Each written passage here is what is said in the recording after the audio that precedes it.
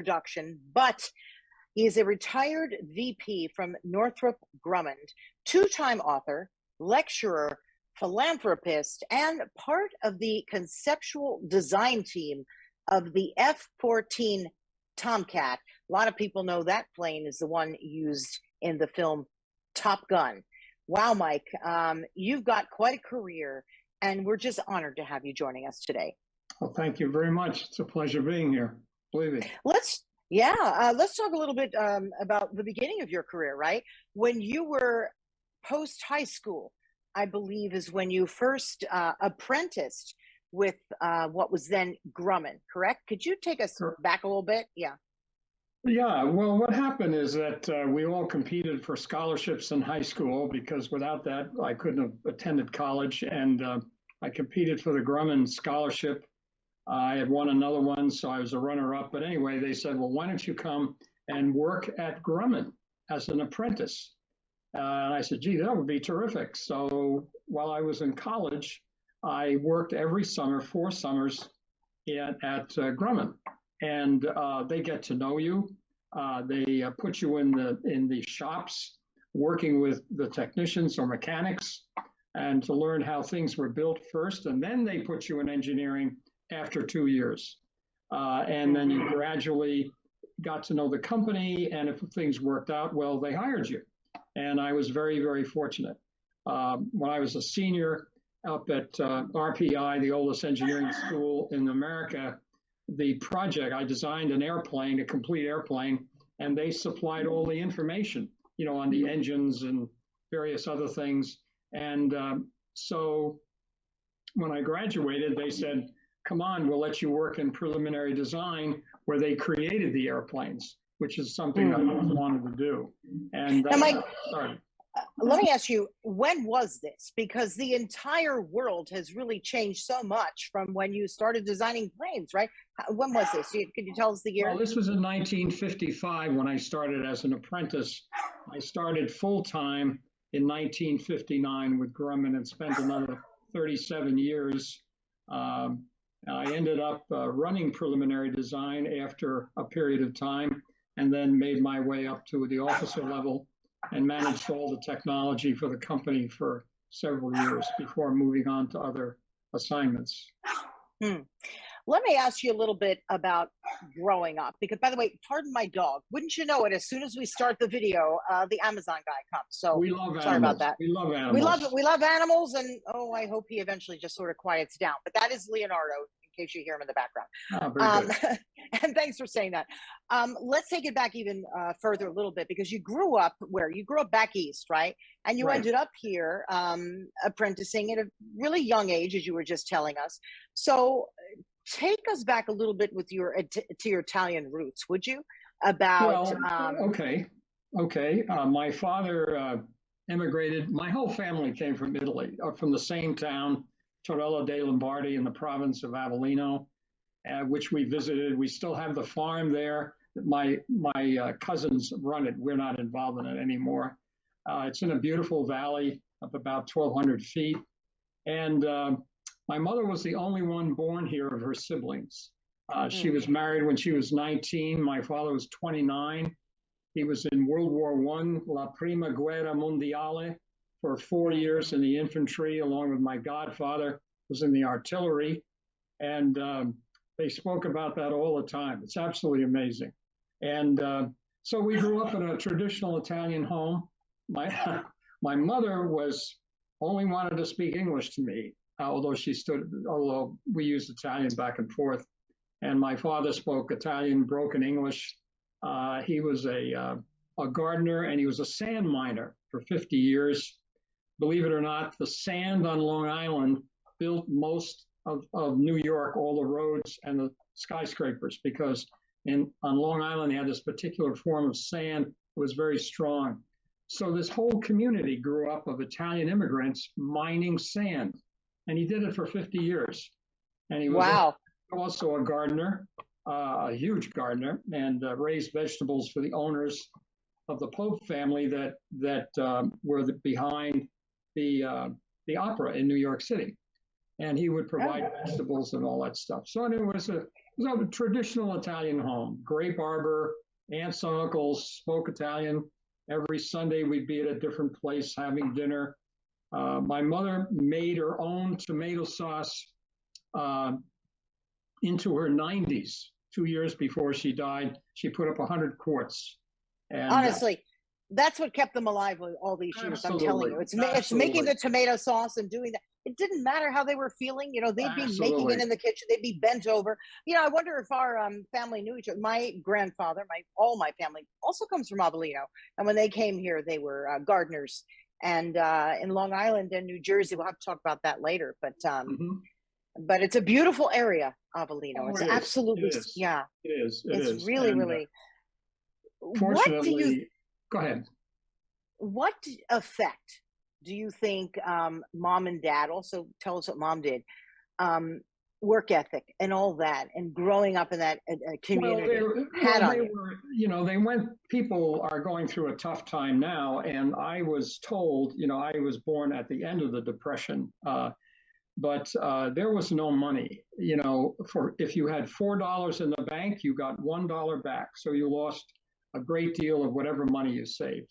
There was no money. My father would go into the city and sleep on a truck for 2 weeks shoveling snow to make a few dollars to come home before the sandbanks opened up again and they continued mining sand.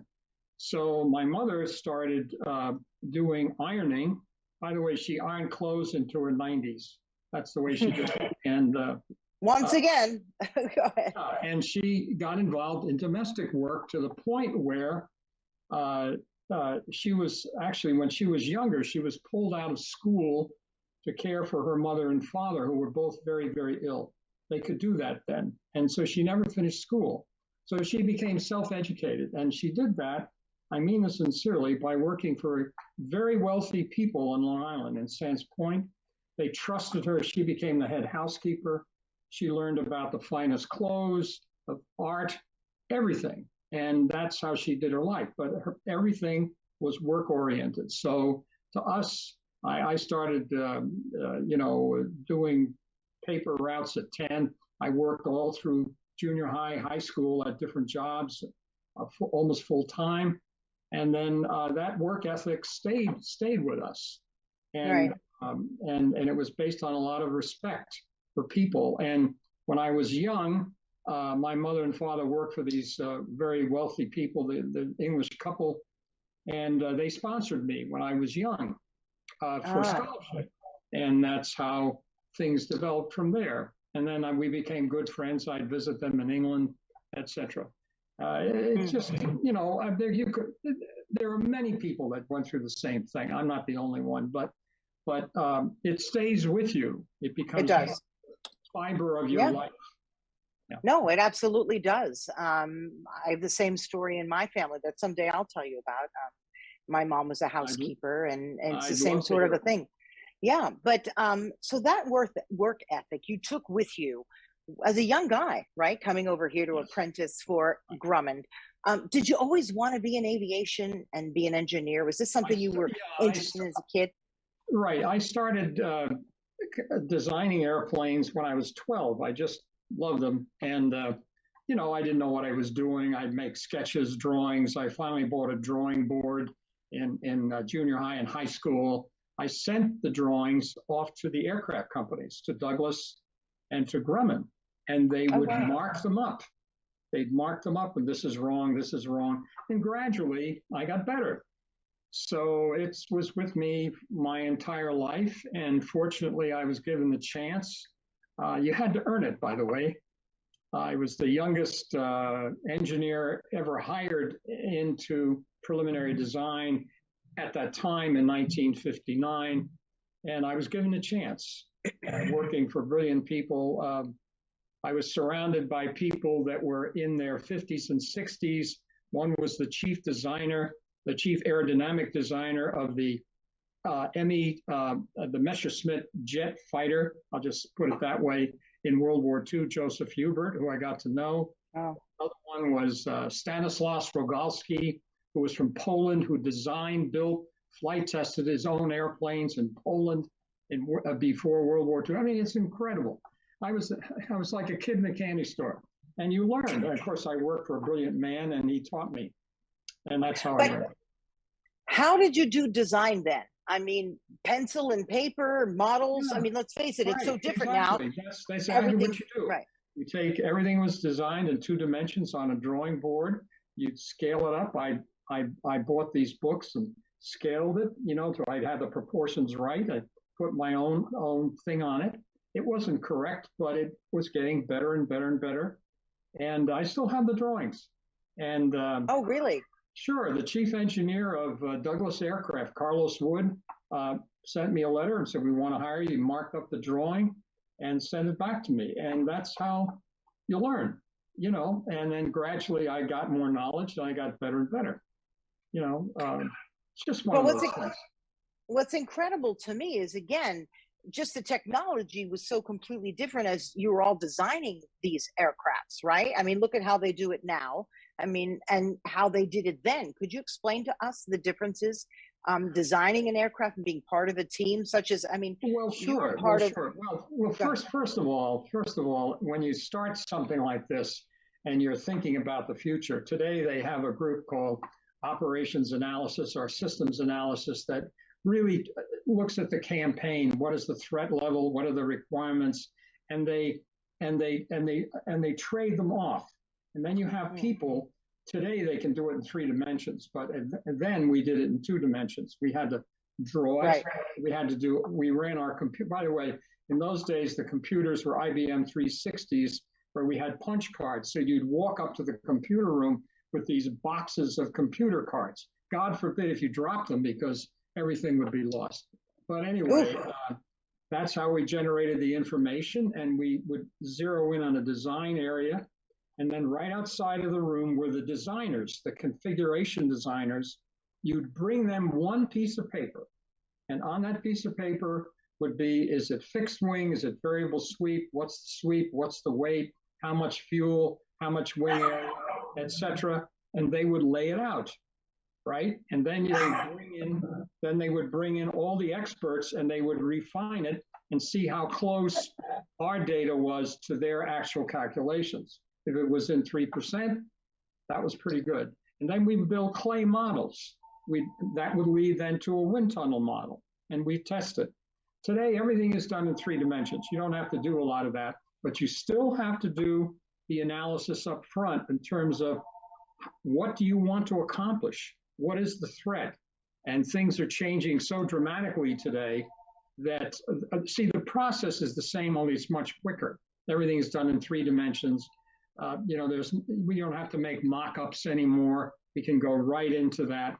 But the point is, you still have to give a lot of thought to the risk and the technology and the cost and the threat level and what have you. That does not change.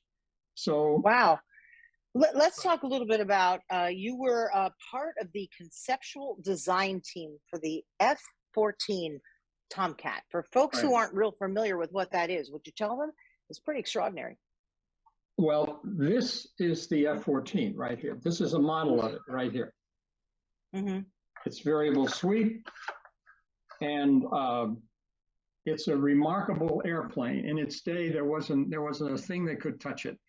The Russians would fly the Foxbat, the Mach 3 Foxbat, out of Baku across the sea, north of Iran in those days, and nothing could touch it. Well, when they had the F-14s, they didn't do that anymore because we could take care of it very easily with the F-14. It was really a step up in technology and achievement. And the Navy deserves a tremendous amount of credit for its conception and design. Now, this didn't come about just easily, because there were programs before that where they were evolving a concept like that, like the F-111, the TFX under McNamara, things like that. And they made mistakes. However, Grumman was involved in the design of that and learned a great deal about it. And there are many, many stories that are associated with how it was conceived and how it was designed. It's really, really quite remarkable. We have one at the museum that I'm president of out here in Torrance, the Western Museum of Flight. And when you stand beside it, it's just tremendous achievement in those days.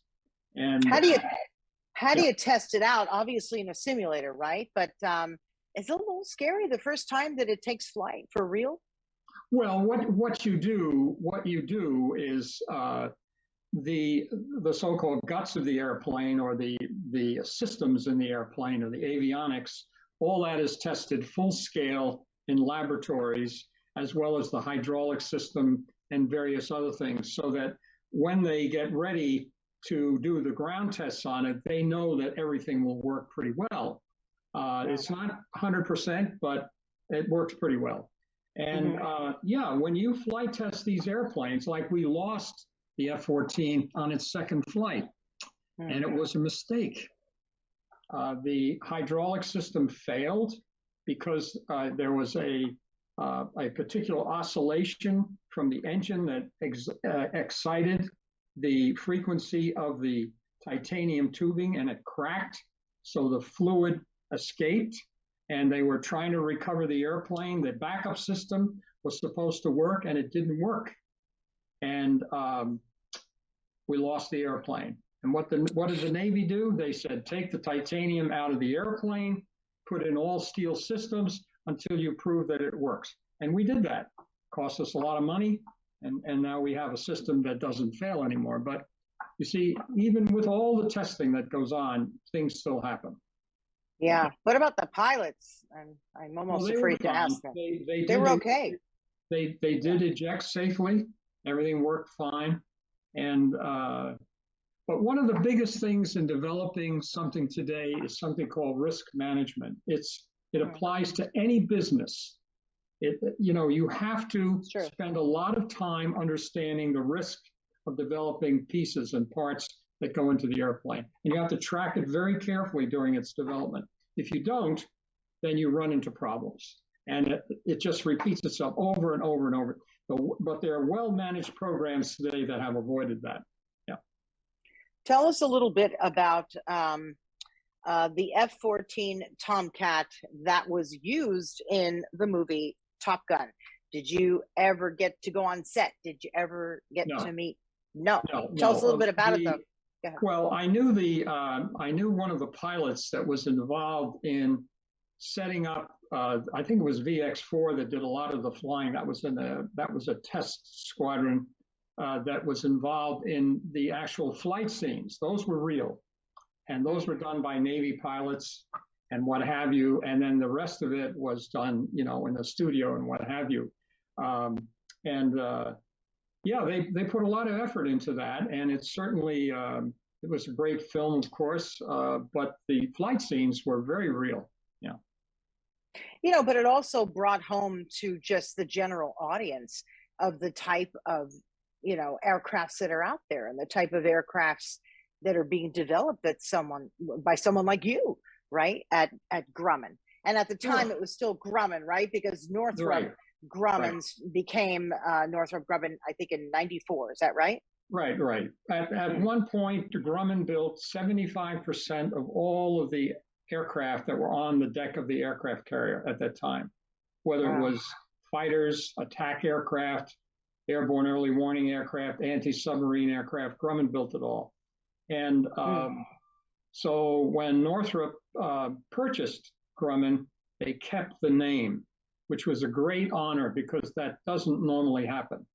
Many of the great names like Douglas, McDonald, are gone now. It's now part of Boeing, which is a wonderful company. Boeing's a great company. But they kept the name of Grumman out of respect for the work they had done for the Navy. Yeah. How many years were you with them total?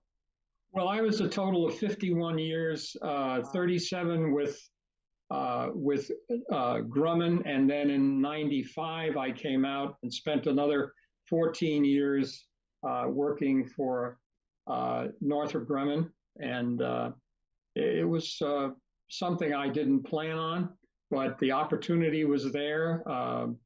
They got to know me a little bit. In fact, the past chairman of Northrop Grumman at the time was Ken Cressa, and he's I just invited him to the museum a couple of weeks ago. He came, wonderful person, a genius in his own right in what he did for the company. And, they got to know you and they gave us a chance. I use that word a lot. And I came out here and managed the F-18 production programs, and then a big battlefield surveillance aircraft as a site manager and general manager in Louisiana for a year and a half. And then I got involved in unmanned systems. So, right. it was wonderful. And I didn't care what my title was. It doesn't make any difference. You're just helping and you're working with people and make something happen. So. But just the progression of your career, because so much changes so fast in aviation and designing these aircrafts. You've got to be spot on. And it was at a time when it went from a 2-dimensional model to a 3-dimensional model. And now everything, I'm sure, is done on computer, right? When they're developing these initially. Yeah.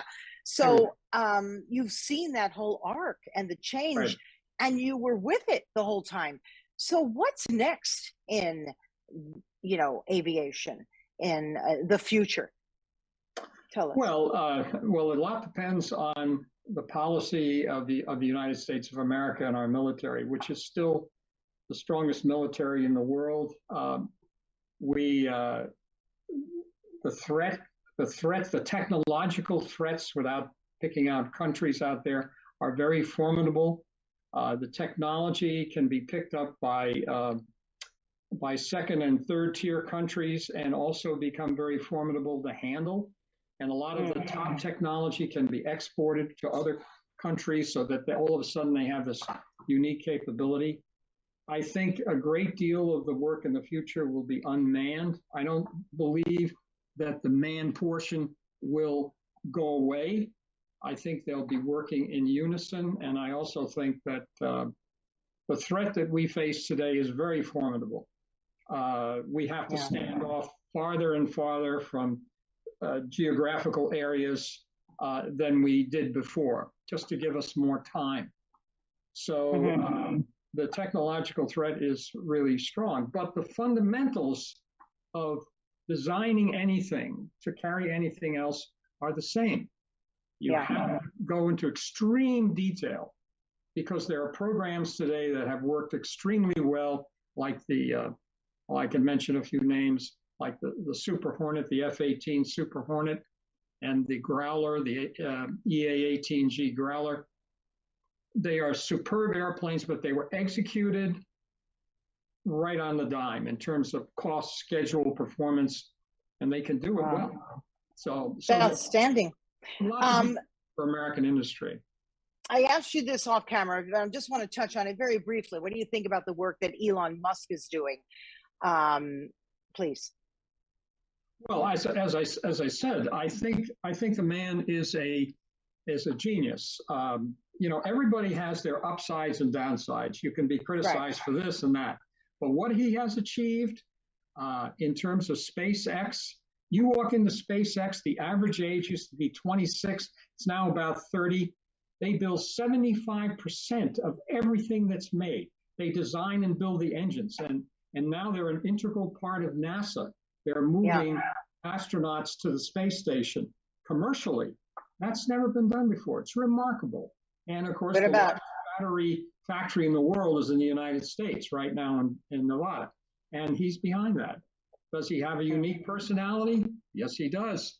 But in terms of being a technological genius and leader, he's he's right there. Remarkable. What are your thoughts on travel to Mars, the moon, and beyond? Well, I think it has to be done in stages. There is a chance we will go back to the moon. It will take a lot of money and a lot of dedication, and it will probably be a government commercial enterprise that will make that happen. There are thoughts then of using the moon as a staging point to go to Mars. The Mars mission takes years because the planets have to align, and then it takes 9 months to get there. So it's not an easy task because of radiation and a lot of other things. But we certainly have done things remotely to put things on Mars. It's just a remarkable achievement what they've done out of the Jet Propulsion Lab. Amazing.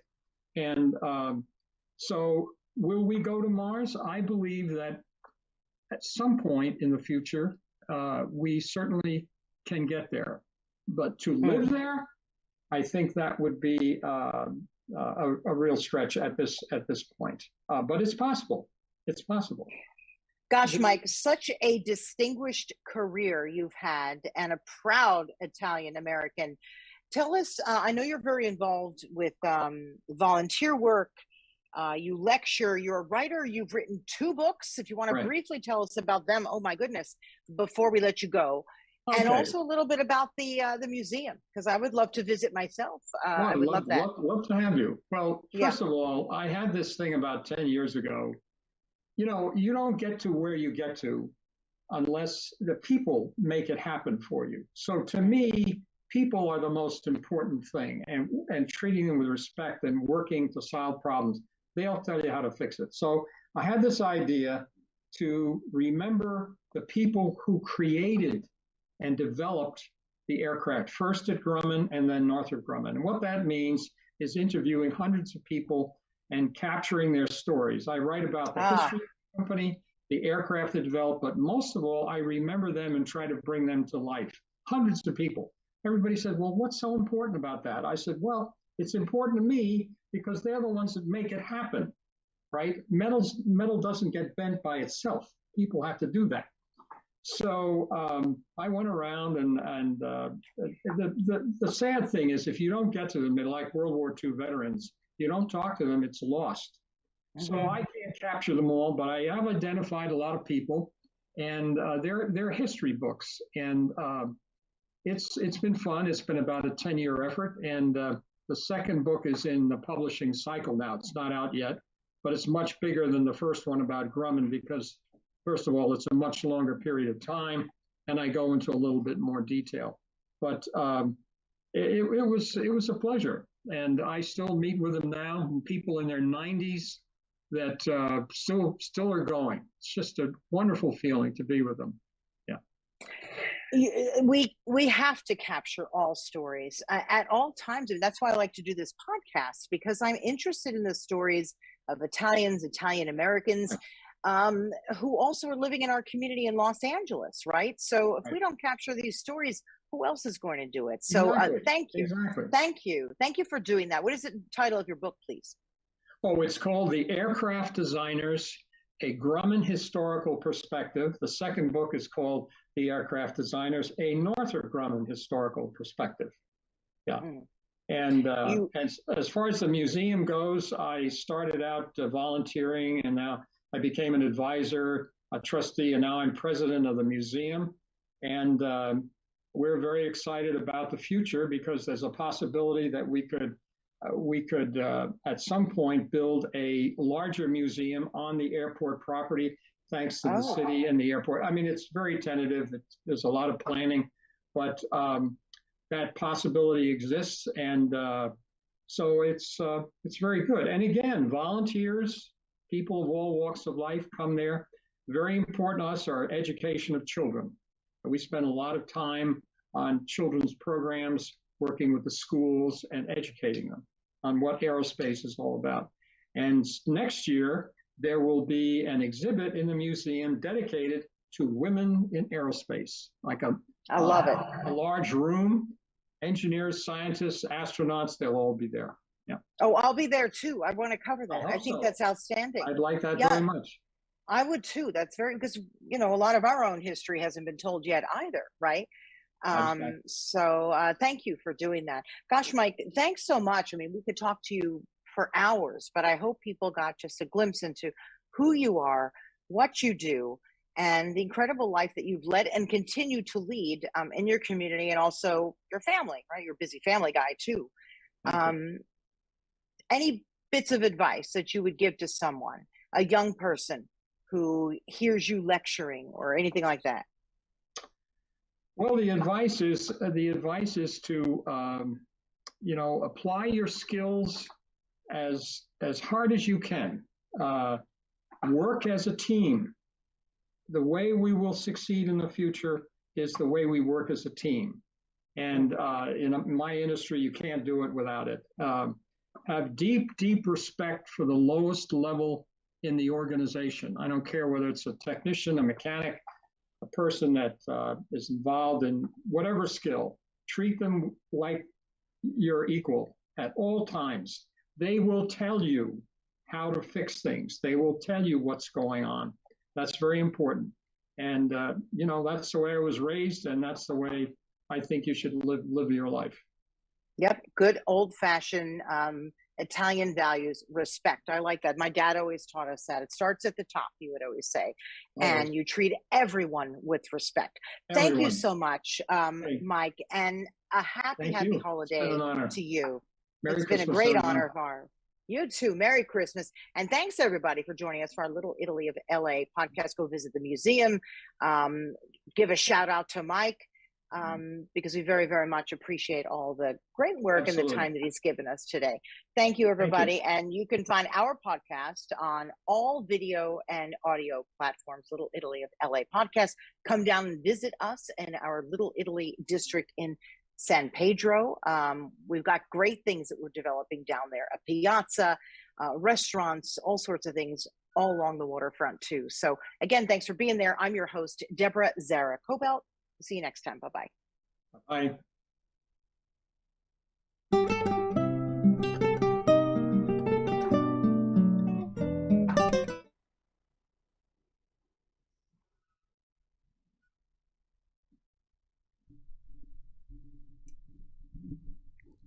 Okay, you were on. Was that okay for you, Mike? Did that go all right? Oh, it was fine. It was fine. I want to make sure it's okay for you. Yeah, I just honestly wish I had more time with you. You're somebody I could have gone on for an entire hour, but they're like, no, just a half hour. I'm like, okay. But you're just so interesting in all you do. I would like to come and visit